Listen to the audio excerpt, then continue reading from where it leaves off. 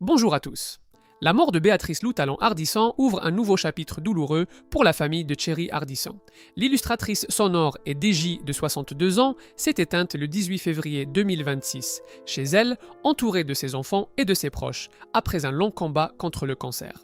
La nouvelle a été annoncée le lendemain par ses 3 enfants, Manon, Ninon et Gaston, nés de son union avec celui que l'on surnommait l'homme en noir, dans un communiqué transmis à l'AFP.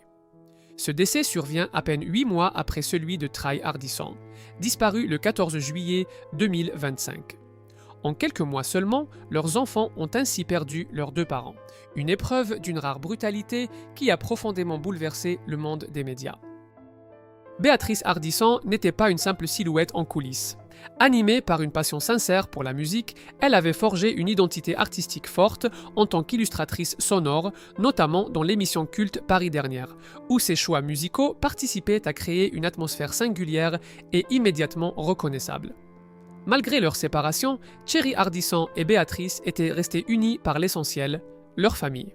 Leur relation avait évolué vers un respect mutuel et un équilibre apaisé, notamment grâce à la place occupée par Audrey Crespo-Mara, dernière épouse de l'animateur.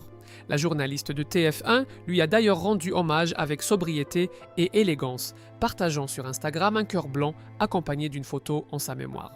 Un geste discret mais fort, reflet des liens apaisés qui unissaient ces 2 femmes.